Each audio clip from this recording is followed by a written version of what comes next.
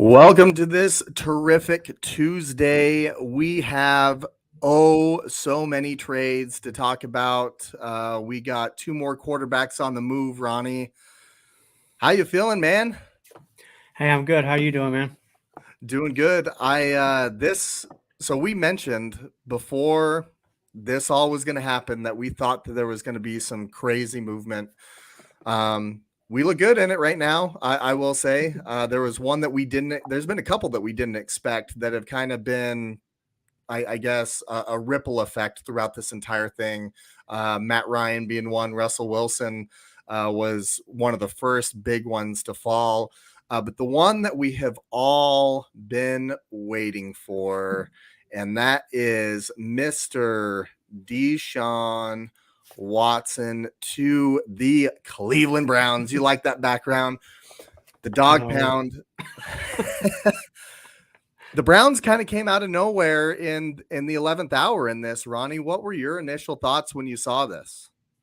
Well, I thought it was kind of interesting. Just like a day or two before he said Cleveland was out of the running. It was actually the first of the four teams that he said was no, they're not an option. Which was shortly after the whole Baker Mayfield letter to the fans and everything happened. So that was a fun little soap opera moment for their organization, which continues until Mayfield moves on. But I think it's a good spot for him. Just to add another one to the AFC, why not? Because we don't have enough already. But at the end of the day, I think that Browns roster has been pretty stacked for the last 2 years, but it hasn't really amounted to anything. So we'll see if this makes a difference. Absolutely. We appreciate everybody that's watching with us right now. Make sure that you comment. We'd love to bring you in on the discussion. We may even ask you to come on the show and have an impromptu conversation with us.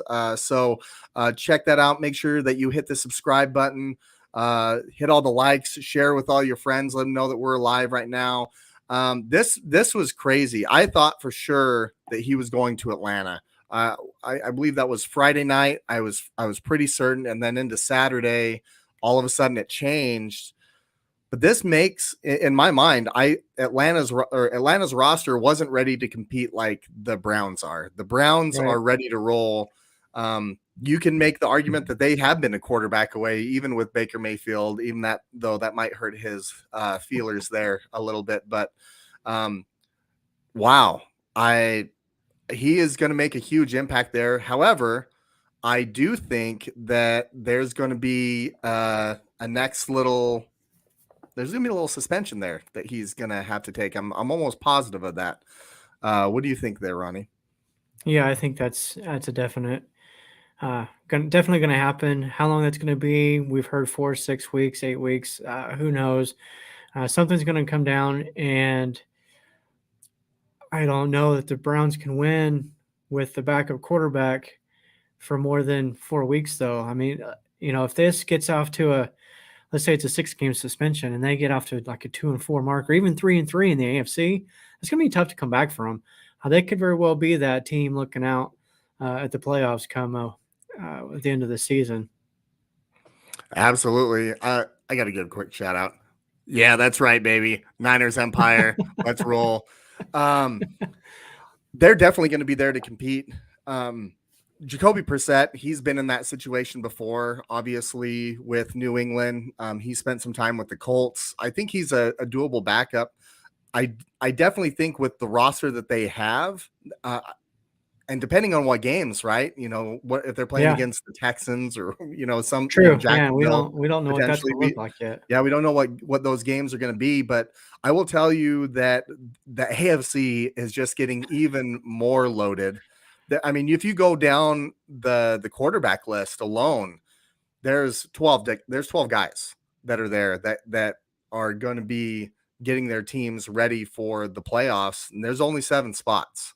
So that's going to be nuts. Deshaun Watson, he was a top 5 quarterback. Let's not forget when he was playing and before this little hiatus, and we're only going to talk about football. I'm not going to talk about the legal stuff. I'm not a lawyer.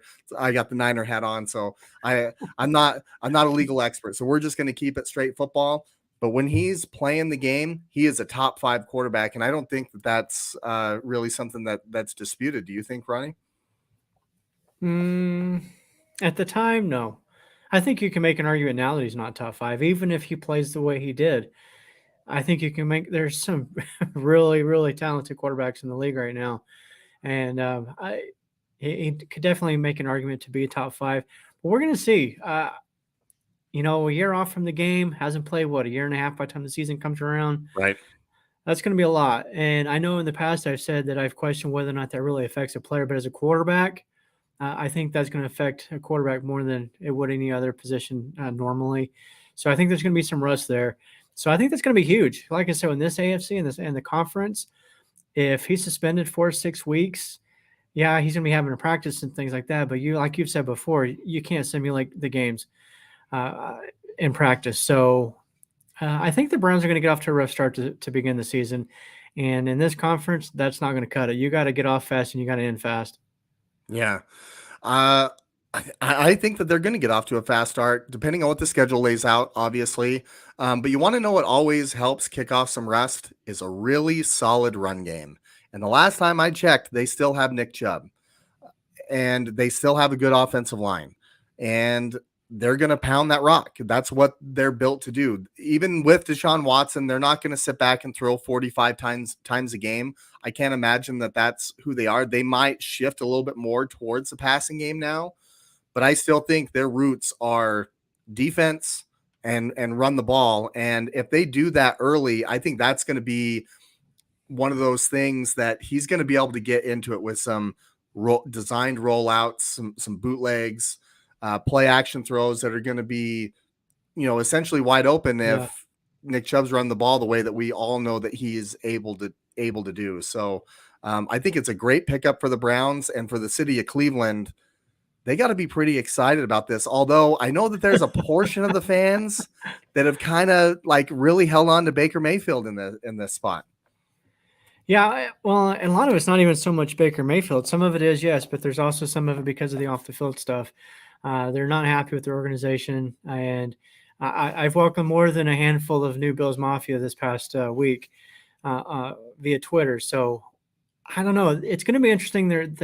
That first home game when he walks out on the field after the suspension is over, what kind of a reception he gets. Now, if he goes on a tear and they win, winning. I don't know if that's going to change this situation, but we'll have to wait and see. But speaking of Cleveland, I just wanted to throw this out there because I did find it. I mentioned before, seconds before we came on the show about Odell Beckham Jr., Vegas has some odds out there on where he ends up next. At the top of the list was Vegas, but at number 4 was Buffalo Bills. So I was surprised by that. But I just want to let you know because I found it and thought it was kind of interesting. Shocker that you found that, Ronnie. I'm not wow. I have no idea. He did say, shortly before we came on the show too, there was a notification that popped up that said that he would be willing to play for the Browns again, which really kind of solidifies Baker was the problem. Baker was the problem. And I mean, not a lot of teams. I mean, there's not a lot of teams out there looking for a quarterback, and we're going to discuss this, but he may very well get left out of this carousel where he might not have a starting job anywhere in 2022. Yeah, he'll end somewhere.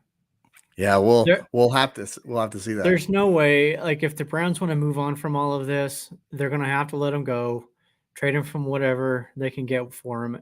I don't know that they would just hold on to him. I don't think they would deactivate him week after week and have a repeat of the Deshaun Watson situation, because that was a little bit different situation, obviously. So, and they just signed up the backup there, Brissett, with a nice contract. Yeah, he's going to be on a new team. Where that ends up being, who knows? I don't know if he has a no trade clause, so I don't know if he has any control over that or not. Nope. But he's in his fifth year option, I believe. Yeah, so he's in a contract year. So I don't know. I do think he lands somewhere, though. I just don't know where.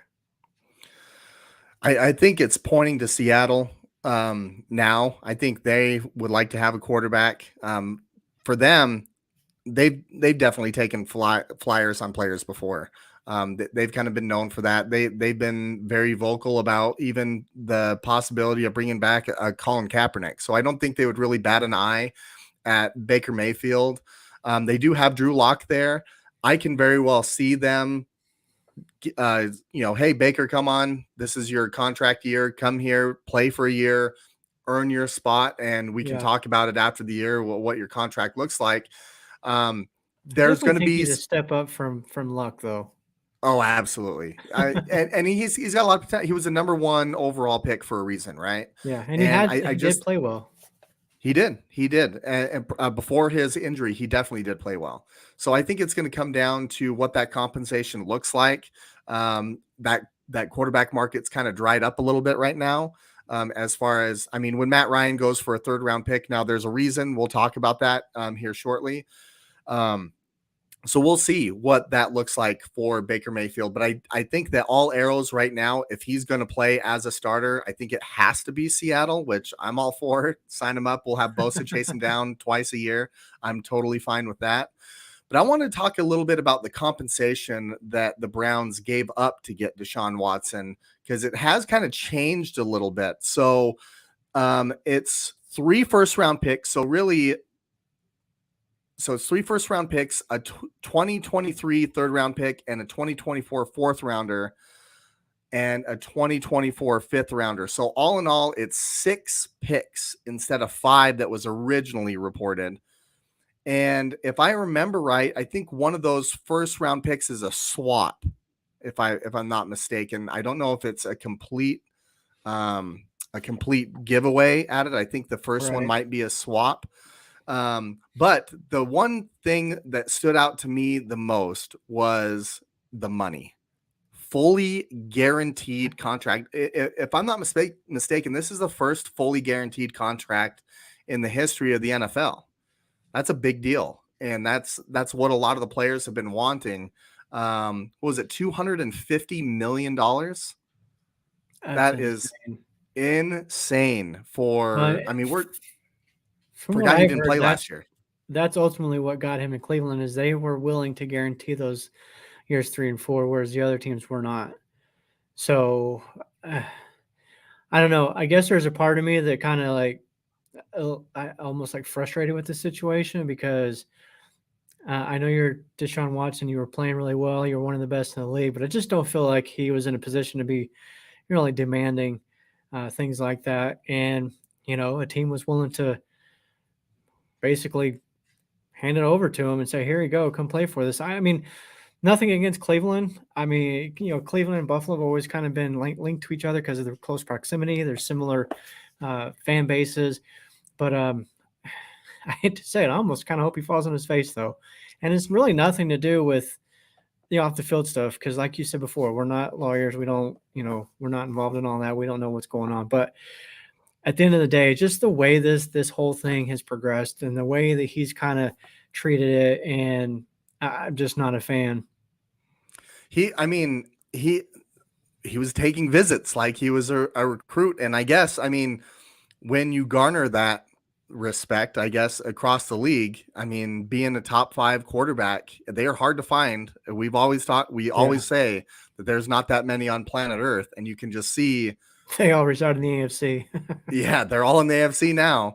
But he was taking visits to New Orleans, Atlanta, Cleveland. Obviously, they're rolling out the red carpet for him. And then he was like, I'm going to make my decision. Oh, I might have to wait a couple days. They've really impressed me. It was really insane. But one aspect of it that I'm actually not a big fan of this, because, I get the legalities, and we're not going to talk about that. But if he does get suspended, the Cleveland Browns made his contract where he basically, his first year, he's making the vet minimum as a salary, which is slightly above $1 million, and everything else a signing bonus, which means if he has to sit out games, his paycheck barely gets touched for the amount of games, and everything else is is guaranteed. That was one aspect of it. It's a huge risk, but at the same time, I don't like that, because in a way that's just kind of saying, I get that there was something wrong, but we're going to make it a slap on the wrist compared to what it should be. So if I'm the commissioner of the NFL, I don't like that happened. Yeah. So that's pretty ridiculous. So, but anyway, football wise, huge upgrade at quarterback for the Browns. They're going to be competing. I mean, you look at Pittsburgh, they only have Mitch Trubisky. I'm sorry, Jeff. I know that you're excited about Mitch Trubisky. You're coming around to that. But now you got to go against Deshaun Watson twice a year. That's gonna suck. I'll I'm just call it gonna right say. now. Steelers are going to win that division. Well, Trubisky's going to Jeff's lead them. He's going to lead them to that division. this is what Jeff says. Watt will be his welcoming committee to the AFC North. So they're gonna get to know each other really well. Mhm. They're gonna get to know each other really well. But that's a rivalry. That's I think it's good for football. And when all is said and done, I get we're talking, legality and what's right and wrong, all this stuff. At the end of the day, when we kind of move past that and we're about middle of the year and the Browns are relevant and the Pittsburgh Steelers are right there and they're playing on Monday Night Football or some primetime game, it's going to be good for football when those two fan bases are going against each other and it's a big deal. So Well, that is going to be good for football. Hopefully, there's no helmets flying across and hitting people upside the head. But Yeah, well, yeah, Mason Rudolph definitely did not enjoy that at all. But we also had another big trade that this one took me by surprise. And that was Matt Ryan to the Indianapolis Colts. That kind of came out of nowhere, and I felt like it happened really, really fast, Ronnie. And we were texting back and forth on this. What was your initial reaction to this? So I had a different one. So yeah, I was gonna say I don't think I was really that surprised, to be honest with you. I felt like the Falcons were, obviously they were trying to get Watson, didn't work out, but I think there was already kind of the wheels were turning on a trade before that, and I think you and I mentioned that to you previously, that I felt like there was something already in the works that was going to happen if Watson landed over there. He didn't. They still moved forward with the trade. I mean, if you look at it, the Falcons aren't going anywhere this year, with or without Ryan. So I know the compensation they got back isn't great. I mean, it could be. Who knows? Third round pick could become a star. You never know. But I think the Colts had to make this move, though. They are one of those teams that are, a quarterback away. They're playing in the AFC, and I don't know that. I think Ryan, with the roster they have, I think he can be good enough that they can compete. I After the draft, we're going to have a real hard time trying to figure out who's going to make the AFC playoffs, but that's going to be fun to dial in and start looking at. There's going to be some good teams left out for sure. I'll tell you what, this makes the Colts an instant contender. Again, we talked in last season. This was a team that you did not want to see in the playoffs. Ronnie, you did not want to see the Colts in the playoffs, and that was with Carson Wentz at the helm. Now, I know that there's some reshuffling around, but let's be real. Matt Ryan was not the problem in Atlanta. No. He was top 10 in quarterback statistics in almost every season that he's played with Atlanta. He's been available. He has not been injured. He's been out there slinging it around. They call him Matty Ice for a reason. I mean, this is a former NFL MVP that we're talking about in 2016. So this is a guy that can get it done. And now you put arguably the best running back in the league behind him. You can definitely say the best young running back in the league, which to me goes up higher. You don't have all that mileage on there. Yeah. But he's got a nice young receiving core. He's got a really good offensive line. They have a good defense. Mm-hmm. I think that when you look at that AFC South, who's he competing with? The Texans? He's got the Titans there, yeah, but he immediately, in my mind, becomes the best quarterback in the AFC South. Yeah, I can't wait. Okay, so first of all, we need to see a schedule. I haven't looked at the Colts schedule, but you're right as far as the running back situation. And Jonathan Taylor, in my mind, is the best running back in football. He can catch it out of the backfield. He can run between the tackles. He can run zone, power schemes, whatever you ask him to do, he can do it. He's an all-around guy. And that defense, they are really good, and that's something that I don't know that Matt Ryan's ever really had in his career. I know when they went to the Super Bowl, it was mostly that offense. So it's going to be fun. It's going to be interesting. I do hope, because I've always liked Matt Ryan, never thought anything against him. So it'll be fun to see if he can put up another one of those MVP type seasons, as long as it doesn't result in a Super Bowl appearance. Otherwise, I'm good. Absolutely. Yeah, because that would be danger for you. I can tell Uh-huh. you it's going to be interesting between the Titans and the Colts, because that is one of those old school. It has become an old school rivalry. I remember when Peyton Manning and Eddie George were going at it. Steve McNair was the quarterback of the Titans back then, and they used to go at it. Yeah. I think we're going to see something similar, but if we take a look at their opponents, so obviously the schedule's not out, but the opponents have been finalized. So the Colts will play the Titans at home, Texans at home, Jacksonville at home. Those are divisional opponents. But then you got Pittsburgh, Kansas City, the Chargers, Philadelphia, Eagles, and then the Washington football team, or the Commanders, I should say. Still not used to it. And then on the road, they'll play their divisional opponents, but then they go to New England, go to Denver. That's going to be a big one. They go to Las Vegas, Dallas, the Giants, and Minnesota Vikings. So there are some teams on there that are, we've talked all about the Chargers. We know where the Chiefs are going to be. I have a question mark around the Steelers, more around the quarterback position. I think they could possibly take a step forward with Mitch, but they could also possibly take a step backwards with him. I just need to see more. I'm optimistic because he's a young guy and he has a winning record, and there's a reason that his coach got fired. And I'm listening to you sometimes, Ronnie. So I'll just say this as far as Pittsburgh goes. You saw what they did last year with Ben Roethlisberger, who was a yeah, shell of his former self.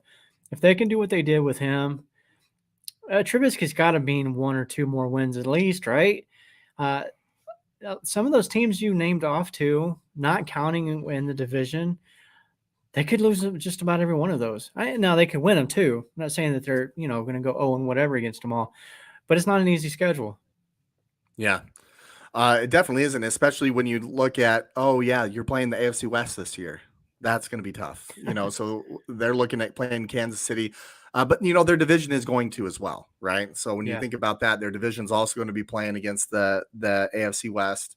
So that's going to be some good football. The Titans, and there's some good football to be played. I really think it's going to be between the Titans and the Colts. Yeah. I think Matt Ryan gives them an upgrade at the quarterback position. And considering where they were, I can see this team making a big leap forward next year. And they have a lot of cap space to continue to get better. That's the thing. This team is built not just for now, but it's for in the future as well. And when you look around the rest of the AFC, they're going to need that. Buffalo they're ready to win it now, but they're also going to be strapped for cash here in the next year or so. They're going to have to make some decisions or restructure, but also the cap's going up too. So that's something to kind of take into account. But I think this is going to be great for Matt Ryan. The one piece of this that I do want to talk about is my initial reaction was he went for a third round pick. And Yeah. my initial reaction was, that's it. Yeah. But then all of a sudden, the Atlanta Falcons are taking on pretty much all of his dead money, which they're leading the league in dead money. I think it's like $68 million in dead space this season. And most of that's Matt Ryan. Another piece of that's still Julio Jones.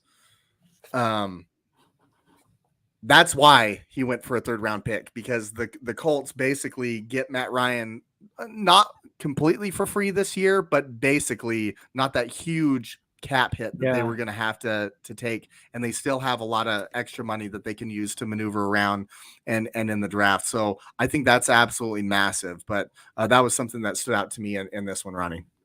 Yeah. I'm with you. Well, we're going to see, like, going back to the comment about their schedule. You're right. Who doesn't have a tough schedule in the AFC? So I think they do come on top of the division. Division winner gets you into the playoffs, and then who knows what can happen from there. Absolutely. So we got Ryan that went to the Colts. We got Deshaun Watson that went to the Browns. So we've seen just about every domino fall that we kind of have been expecting or not expecting, right? Alongside of this was Jameis Winston. He got re-signed by the Saints to an actually pretty lucrative deal, more lucrative than he had signed the previous year. And then Marcus Mariota signed with the Atlanta Falcons, which I thought that was a big deal. That sounds to me like he's going to be a starter. They could still be in the mix of drafting a quarterback potentially. I would think. So, Yeah, definitely. we got two left that are out there. I mean, Aaron Rodgers staying, Russell Wilson left. I mean, we've seen all these things happen, but now the big thing for me is where in the world is Baker Mayfield going to land? And I mean, he goes from being the franchise guy to Cleveland's hero. And we mentioned several times the fans love him there because they won him their first game in 2 years, won their first playoff game in however many years against the Steelers. And he had kind of really embodied himself as, that young franchise player. I know I saw the comment as well. Oh, it was hilarious. Sorry about that. Peanuts. Peanuts. But Come on, Baker, Scott, work on your penmanship. that's really funny. I don't want to bring it up on the screen. If you're on Facebook, you can check it out. It's super funny. But Baker Mayfield goes from that to potentially, I mean, there is a scenario where he might not be a starting quarterback anywhere this year. That could be a scenario as well. I do think that he's going to land somewhere on his feet, potentially in Seattle. It's kind of looking like, but what are your thoughts on what the whole ripple effect and what it's leaving Baker Mayfield, where it's kind of left him in this? I think he ends up somewhere, and I do think it'll be as a starting quarterback, if nothing more than a team. Maybe we'll see him as a as a as a potential bridge quarterback with the hope that maybe he kind of like can rekindle that magic previously. We'll see what happens with him, and this is too much. I can't bring it up. I cannot bring No. that thing up here. Oh man, No, Scott, so that you're gonna hear about that one for a long time. there is a part of me. I'm not gonna lie. So I've said it before. I'm not a huge Baker Mayfield fan or anything like that. But I kind of hope that he outplays Watson. So I do hope that he lands somewhere and gets a starting job, gets another shot. And I think that's what he needs. I think he needs a change of scenery, and I think he'll get that. Do you think that? So I think he's going to end up. It looks like with everything going, unless something surprising really happens. Which, by the way, has this offseason not delivered on the surprising and the wacky. But I think that he ends up in Seattle. It kind of looks like all arrows are kind of pointing that way, at least right now. Do you think that that's a good fit for him? Yeah, I think they've got at least offensively, they've got a good team around him. Defense, not so sure, but I mean, he is somebody that I think they could build around. He's still young, obviously, so he's got some weapons out there in Lockett and Metcalf. Good running game, good coaching staff. I think it'd be a good spot for him. Yeah, I think that would be a good spot for him. I mean, it sounds to me. I mean, listen, he's got weapons that are out there. He still has DK Metcalf. They haven't traded Tyler Lockett yet. Now, Matt, you bring up a really good point because he kind of, and from what I've read recently, and I don't know how true it is, but when he wrote his farewell to the city of Cleveland, no decision had been made at that point. I mean, it sounded like it was more assumption from him. And that we had talked about on our last show that it was like, okay, you really didn't deal with the pressure for that long. But then all of a sudden he sends this farewell. And do you think that potentially had any bearing on what ended up happening at the end of the day? Or do you think that they just made a final push for him and they're like, okay, Baker, you're done. What are your thoughts on that, Ronnie? I'll bring up Matt's comment here. I think it was just making a final push for him. I can't imagine a team would just, in spite of another player, throw $250 million out the window at a player of guarantee money. I'm not saying it's a waste because we don't know, but guarantee money. Oh, he wrote a letter. Let's give somebody $250 million. I don't think there's any truth to that. I think they were making that push from day one, regardless of what Baker Mayfield was going to say or do. I think you're right. I mean that's a really good point that Matt brings up there, as far as some of the theories around it, that once he wrote his farewell. But let's be honest, if they weren't serious about being in contention for Deshaun Watson to begin with, they were willing to part with several first rounders. They were willing to part with however many picks to make it happen. I don't think that was like, okay, that's the final straw, Baker. They had already made that move to Yeah, go there. I think maybe that they made that final push. But as far as Baker, I almost feel bad for him in a way, because I mean, he played through an injury that is really tough on a quarterback. It was his left shoulder, but these guys are getting hit all the time. And that was was it a torn labrum? That hurts. yeah, Okay. I've dislocated my shoulder, and I can tell you that's extremely painful. It doesn't matter if you're throwing with that arm or not. It would probably hurt more if you probably couldn't throw with it. But the fact that he was taking hits with that is definitely going to affect his play. You can see in the numbers, yeah, but I do kind of feel bad the way that this is all transpired, because I mean, it wasn't that long ago that we were watching him walk down the red carpet with that Cleveland Browns hat, throwing it on his head as the number 1 overall pick.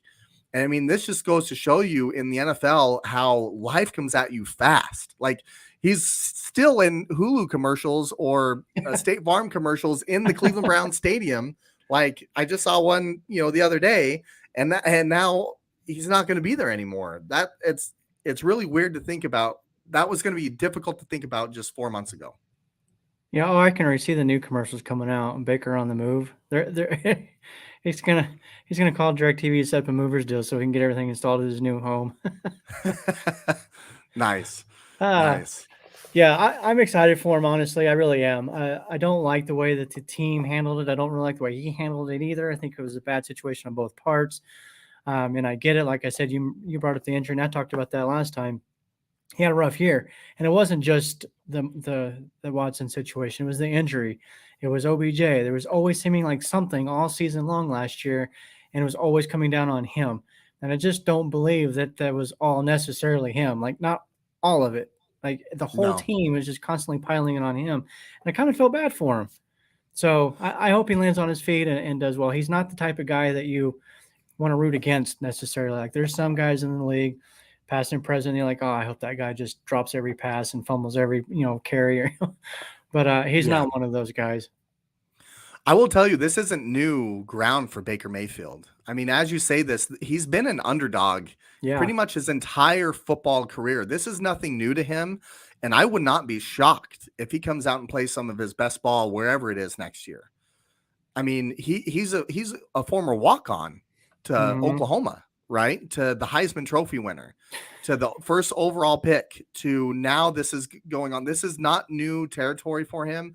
And I have to imagine the way that he handled this, Cleveland had to know that he would have handled it that way. I mean, they've done extensive research on him before they picked him number 1 overall. Now, mind you, that was a different regime and all that, but I mean, you mean to tell me that that research just got lost? No, they knew this about him. They've been around him every single day. He's an emotional guy.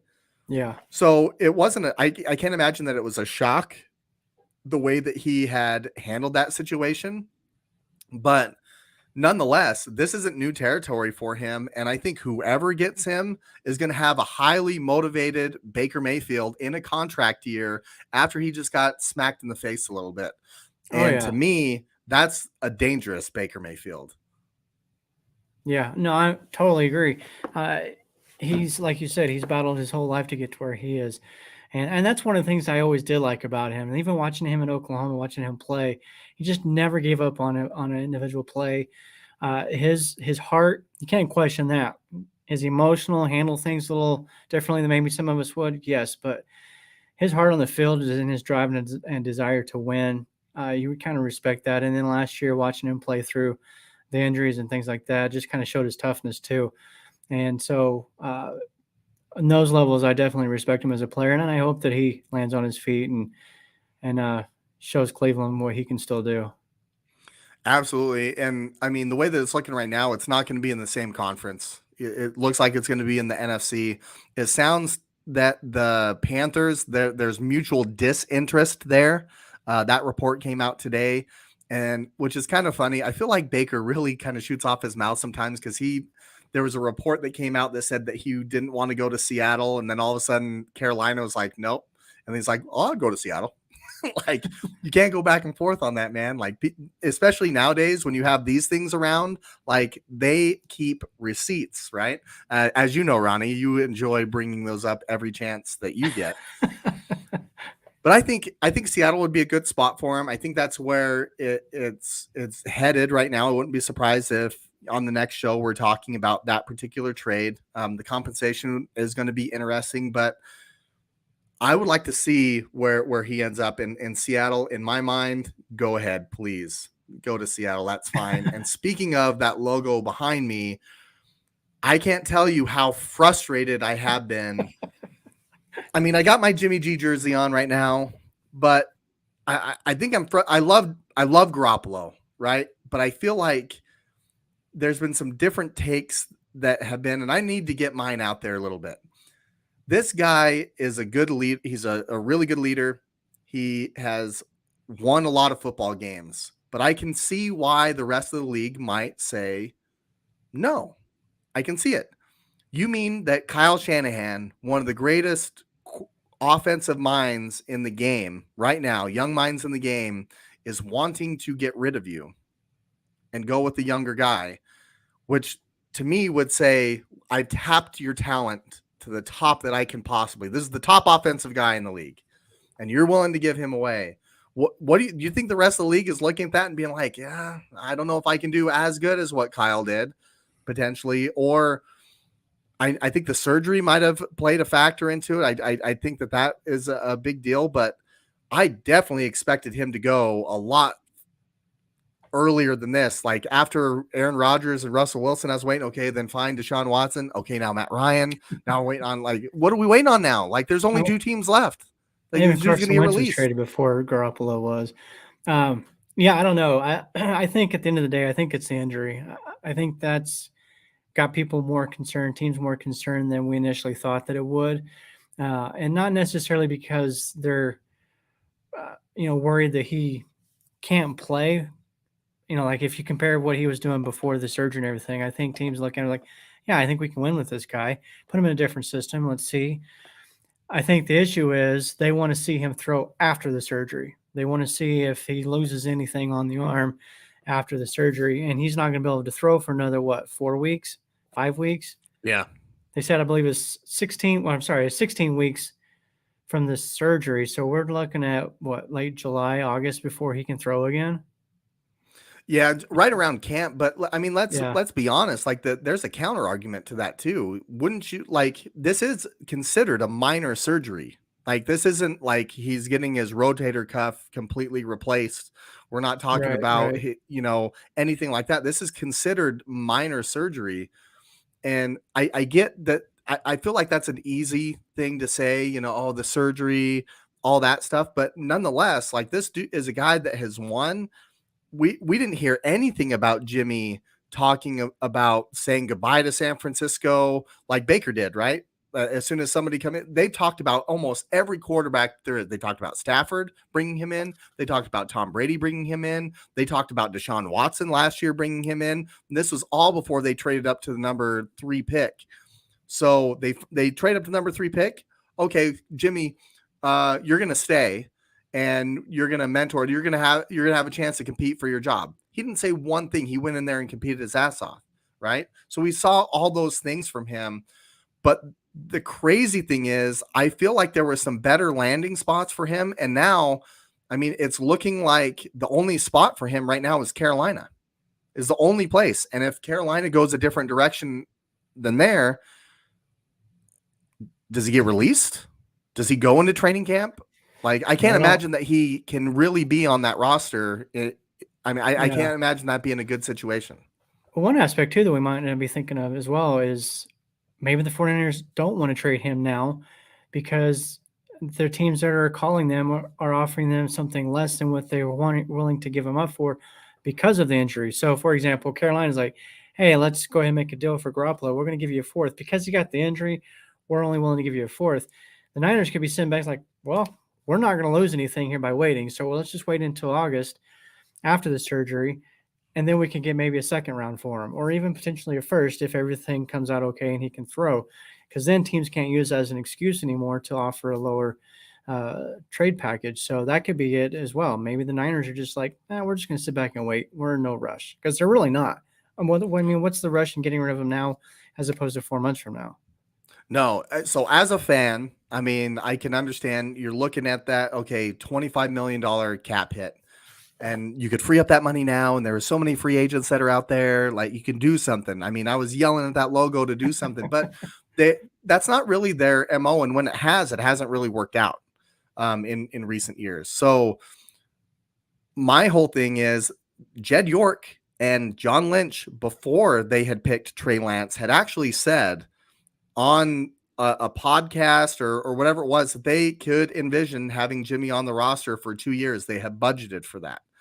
They're not, and the type of moves that they're making right now are not like waiting to have, they can shift around contracts all they want. They could do that, but they're not. They're steadfast at this. And, maybe it's not an extremely bad thing for him to go in there, but there is a timeline to this. The timeline is week 1. If he's a starter, that contract is then fully guaranteed. So that's really the only timeline that the 49ers have to go on right now is by week 1, right? So they could hold fast all the way up until then and keep him on the roster right up until that time. But let's be honest here too. There are worse situations at quarterback than having Jimmy Garoppolo and Trey Lance backing him up, or Jimmy backing up Trey. That could be a thing too, but I think that's a really difficult situation. And I can't imagine that I think that he would probably ask for his release at that point. But there's a lot of different scenarios. They don't have to get rid of him is the whole point that I think that you're making, Ronnie. Yeah, they don't. And I have a feeling he's not going anywhere until we get closer to the season. That's just my thought on it. I do think that they're going to hold off until the injury heals and he has a chance to get out there and complete some physicals, pass some physicals, and show teams that he can throw, because that's definitely going to increase his value if he can come out of that rehab fully healthy, 100% ready to roll. I think then teams are going to be knocking down their door offering up first or second round picks for him, especially a team that might be in contention. Like I don't know, Carolina. It's about the only one I can think of right off the top of my head that hasn't already filled the quarterback's position. Obviously, there's lots of teams that need one, but that's probably the closest to a playoff team that's out there that needs one. And they've done some restructuring. I mean, we were talking about it before the show, and this might be my I would love to be able to close the door on the Jimmy G thing, and here's why. As a team, if you have 2 quarterbacks, you really have none. And this was to me, it was a distraction the entire year. It was a distraction the entire year. Every time that there was a rough, especially that first part of the season where they were like 3-5, every single question that was either going at Kyle Shanahan or even Jimmy Garoppolo or any one of the players was, well, how's Trey looking? Like, where are you thinking about moving up to Trey? Are you thinking about benching Garoppolo? Like, I can't imagine that is a scenario that the 49ers would like to have going into 2022. I get it's the off season. They can let everything speculate and just kind of be patient on things. But the Carolina Panthers have recently moved around some money that would make it easier to acquire a Jimmy Garoppolo. If you're Matt Rule, like, you have Sam Darnold there right now. Your butt's getting fired potentially if you don't go out there and win some games, right? Yeah. What do you care about the ramifications if it doesn't work out? You're already there with Sam Darnold. Why don't you take that shot? Go get a Jimmy Garoppolo, have Sam Darnold back him up, or whatever that situation is going to look like, and go try to win some games. I think that's a good situation for them. I don't know if it's the best situation for Jimmy. I think that situation has passed. I would have liked to see him go to the Colts. I think Matt Ryan is in a very good position there. I'm happy for Matt Ryan. That AFC is not easy at all, like we mentioned. but we'll see. I can imagine that it can come out of nowhere because we've been waiting so long on this. It's almost like, okay, now we're gonna go into the offseason. We're gonna go into training camp with this, and I feel like out of nowhere, it's just gonna Yeah. happen. It could happen the day of the draft for all we know. Yeah. I actually think the opposite of you. I think Carolina would be a good place for him because they've got a good offense. They've got McCaffrey, DJ Moore. They've got a great defense. They have all the pieces. So I think that's a place where he could go and succeed. He wouldn't have to necessarily carry the team, even though I think statistically he would probably have a better season than he would or has had with the 49ers because of the schemes. But at the end of the day, you got McCaffrey and you got Moore. You've got some weapons there. So I think it would be a good place for him to go there. And we'll see. Yeah, I was just kind of going through all the teams, and outside of maybe Washington, who I know they got Wentz, but they still don't really have a quarterback, in my opinion. I mean, they could still be a player. You never know. Yeah, I mean, and same thing with Atlanta. I mean, when you really look at that, who's saying that Mariota is going to be the starter there? Although their cap situation would make it very difficult to have another $25 million on top of that. I don't disagree with you about the Carolina piece. When I do look at it as far as with what Jimmy can do, I look at their offensive line, and their offensive line was not very good last season. It was one of the sore points that they had. I feel like they could even be better at running the football if their offensive line was a little bit better. They didn't protect Sam Darnold very well. I mean, he's just used to that at this point in his career, I'm sure.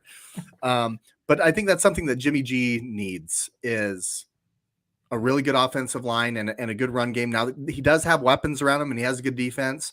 But if you're going to allow him to get hit, what do we know about Jimmy G? He gets hurt. It's hurt. He gets hurt. And if you don't protect him, I mean, it's not going to matter if, you go out and get him and he gives you a chance to win if you can't protect the guy. Now, he does have a really quick release, which helps.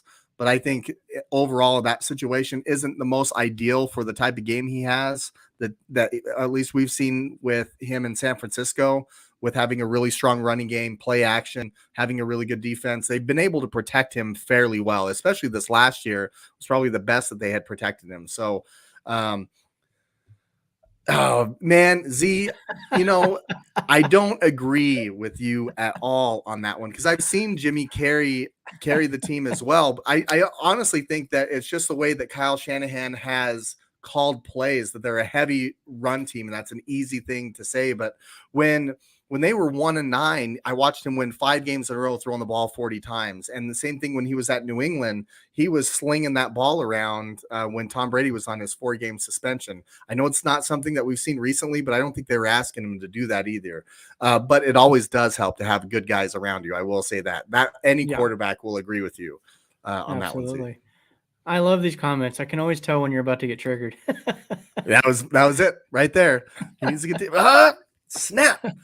Now, do you think it's likely that he gets released or traded? Because we mentioned that week 1 is really that line where his money becomes fully guaranteed. Now, if they come up to that point and they haven't found a trade partner, do you think that they would keep him, or do you think that they would release him if they weren't able to find a trade partner? I mean, if they can't get a trade partner, I think you have to release him because of the money. Yeah. You can't pay back up his money. No. But I don't see him getting released. I think worst case scenario is one of these teams in the first round that drafts a quarterback. Maybe they go out and trade for Garoppolo to act as kind of a bridge guy to help their young rookie along with some Malik Willis or Pickett or whoever it might be. I think that could happen. For example, like Atlanta, they're in the top 10. They could potentially take a Malik Willis, and maybe they go ahead and make a trade for Garoppolo to help the young guy along. I know they just signed Mariota, but that's a tough one. I think Garoppolo is better than Mariota, but because of that, I don't know that Atlanta would necessarily do that with Garoppolo. But that's an option. One of these teams that, like I said, picks up a rookie quarterback. But I think he gets traded eventually. I don't think they're going to have to release him. But if it came right down to it, that's their only option. Yeah, I think if their hands force, I think that's the worst case scenario for both Jimmy G and what the Niners want for him. They're usually really, really smart in that front office, and I do trust a lot of the things that they do. because they seem to always have a plan for something. So I'm trying to stay pat, but man, I'm running out of patience with it because I love the guy, but it is Trey Lance time now. Like they went up and they did that. So as far as his value, I don't know what it is because of the surgery. Matt Ryan went for a third. I think it's definitely at the lowest that it has been. I think a week ago, before all these other pieces kind of hit, I think you could have got a second out of him. But as far as right now, I think it might be a player for player type of thing, or like you mentioned, if somebody should get desperate, they didn't get the quarterback that they wanted in the draft. He's not available. Then all of a sudden it's a big deal. But yeah, I got to ask. Aaron Rodgers sat on the bench for 2 or 3 years before he got his chance. So maybe the Niners do that. Maybe they just go ahead and roll with Garoppolo for another season. Honestly wouldn't. I mean, when you're looking at the play on the field, it's not a bad thing. I think it's a bad thing for Trey Lance's development. You went up and got him for a reason. I think, and we've mentioned even earlier on this show that there's nothing that replicates real life type of action that you can learn from. I think one season was fine. And even, I could say, oh yeah, before the season, because I'm a Jimmy G guy. I really like that guy. I think he's a great leader. Too. But after seeing the distraction that it was last year, I was honestly at the end of the season, it was like a grind just to get through that because you're just so tired of hearing it. Even late in the playoffs, it was like, we're in the NFC Championship game and they're getting asked questions about Trey Lance. It's like, I understand that he's there. We get it, but they have not altered their stance on it at all. Like, stop asking the question, but it's got to wear on them too. But speaking of quarterbacks, before we get on to our Twitter debate of the week, Malik Willis put on a show today. Like, he put on a show today, and I can't wait. I want to talk about it in our next show. But if you have an opportunity to, you're on your smartphone, go look up some of his highlights, because the one that he had today where they were simulating pressure, he rolls out to his left, almost throws off his back foot across the body on a long post. It was like 75 yards in the air in stride and celebrates afterwards. That was the end of his workout. I'm like, that's the best end of any workout that you could ever ask for right there. So go check him out. We're going to start talking a lot about the draft here, probably starting on Friday and into the next week, because the draft is coming. That was a show, Ronnie. Yeah, you and I talked a little bit about that earlier today, and we kind of shared the similar opinions of about what all that means. But we'll talk about that next week. A little teaser there. Absolutely. Well, we've talked so much about Baker Mayfield and Jimmy G. There was a poll that was out there, Ronnie, that you had set up, and that we were kind of surprised on the results that we got on this. Ronnie, you want to talk on that here for a second? Yeah, so we threw up a Twitter poll a few days ago, basically asking the people out there who they would prefer, Jimmy G or Baker Mayfield. And we got, I believe it was 74 votes, and which is cool. Thank you to everybody that voted. And I keep looking over here because the audio from this video keeps popping on. I mute it over and over, and it just keeps coming on. Is that NFL.com? It's all I hear in my head. So yeah, the vote was 51% Mayfield, 49% Garoppolo.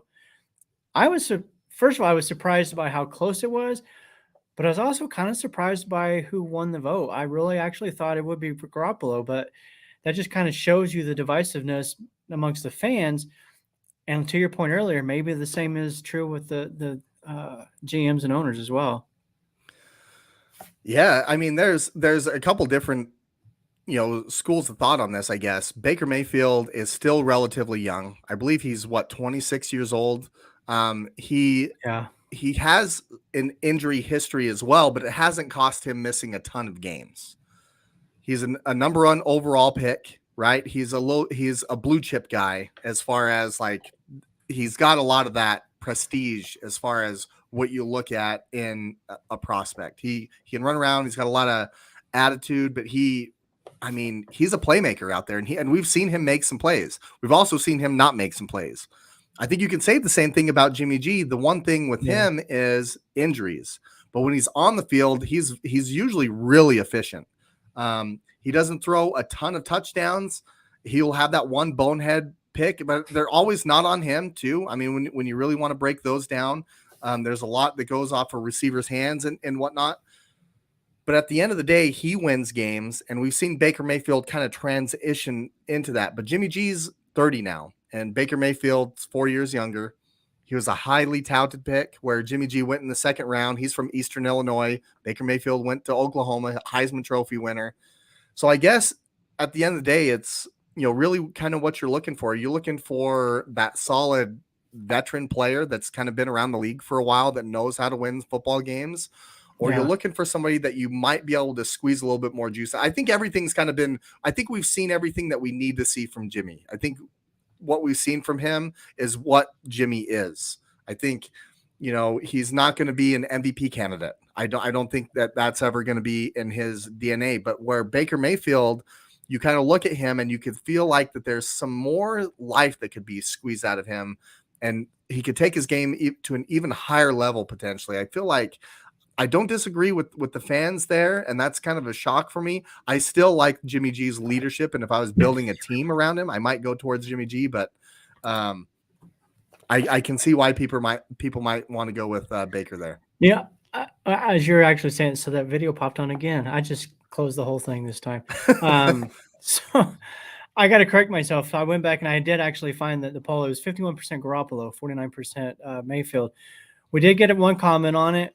That's from Scott. Both are good. Jimmy is better leader. As long as you have a decent backup for when he goes down, he's by far the better option. Baker is up and down. But to your point, so is Garoppolo sometimes. So for my money, the potential I think that you have with Mayfield is the direction I would probably go. But I also would say, have we really seen and know Jimmy? Because if that was necessarily true, there wouldn't be so much questions about him, in my opinion. Like some people say, oh yeah, he can play, put him in the right system and he's going to throw for 4,000 yards. Oh, no, he can't. Look what he's done in San Francisco. Well, yeah, but that's a scheme. There's so many questions with him all the time. Like I don't know that we've actually seen what we can get from Jimmy. I mean, I totally get that. Even towards the end of the last year when he was getting hurt, it was like he was grinding through that, and it just felt like there was limitations there. But I have seen that guy. He's out-dueled Drew Brees in the Superdome. A lot of people, that was a huge game where they were able to, they won, I think it was 45-43, something like that, where he threw for 4 touchdowns in that game. That was an unbelievable game. He's done it. People, he can't do it in big moments. He's done it in several big moments, actually, in his career. They just they remember that one overthrow in the Super Bowl, which, by the way, if you go back, that's actually not on him. And Kyle Shanahan even mentioned that he should have called timeout because they ran Emmanuel Sanders on like 3 vertical routes before that, and that was 4th down, and he had slowed down because he was just gassed. But that's one that they remember on Jimmy, is that overthrow, because that was right there. So I understand that. People are going to remember the plays that fit the narrative that they want for sure to speak on. And we've seen that repeatedly. Like, we mentioned a Twitter debate a couple of weeks ago about somebody picked out like 2 games about Garoppolo, in fact, and said, oh, well, this is why he's not very good. Look at the 2 playoff games. Okay, look at his whole career, though. You can't just make a determination on a player and a judgment call based on 15 minutes of their entire career. It doesn't work that way. You have to take the holistic look at a player, because they're all going to have a bad day. Every one of them does. Mahomes does. Allen does. Montana did. They all at some point. They all have them. Overthrow. They all at some point throw the pass in the dirt. Cam Newton more often than others. But moving forward, so I don't know. Got to get your shots in. I got to. Got to get your shots in.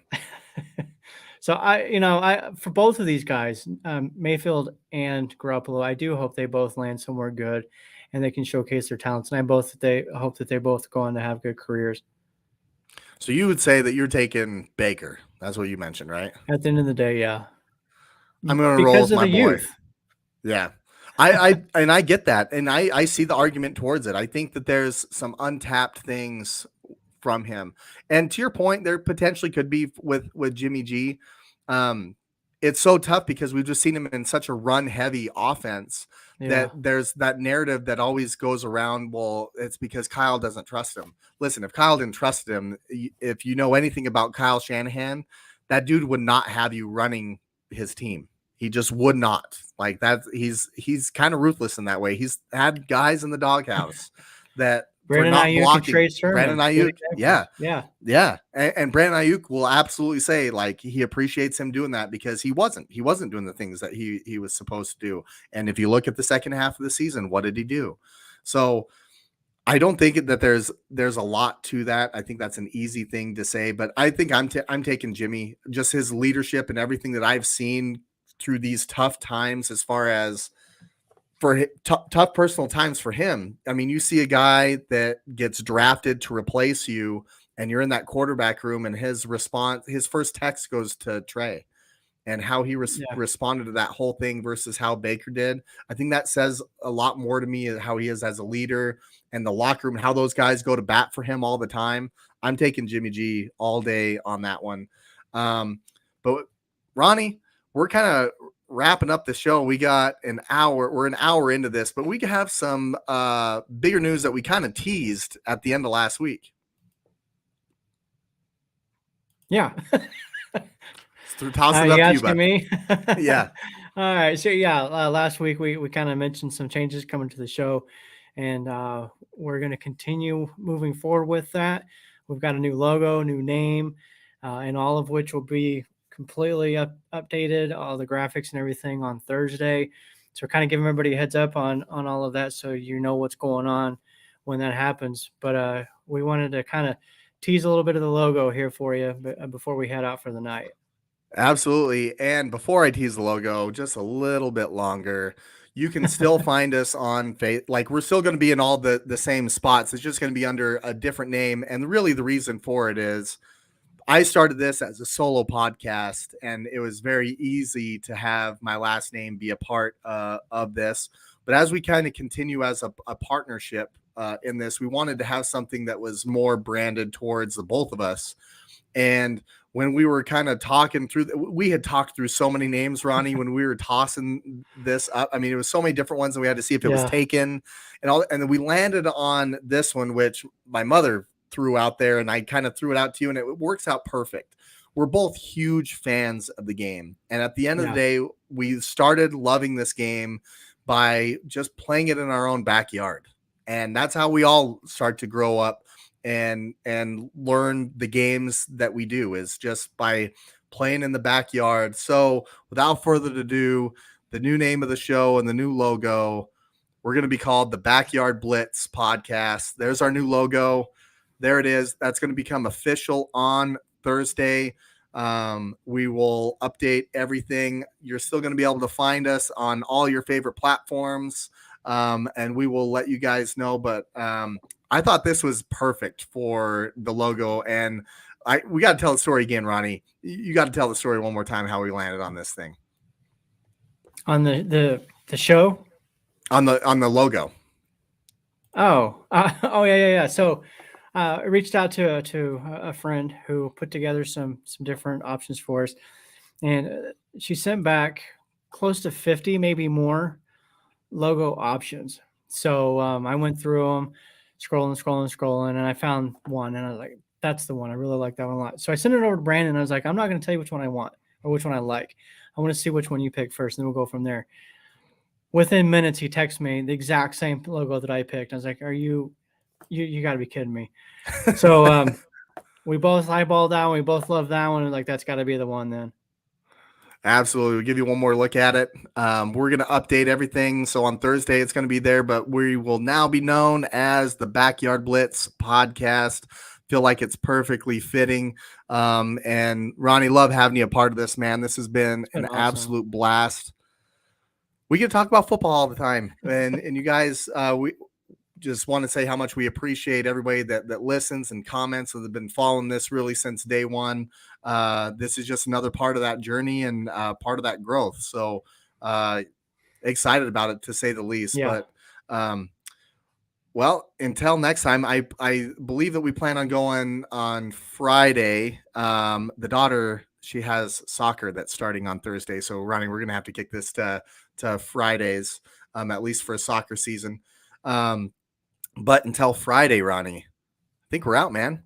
Yeah, we are out of here. You guys have a great night. Backyard Blitz, baby.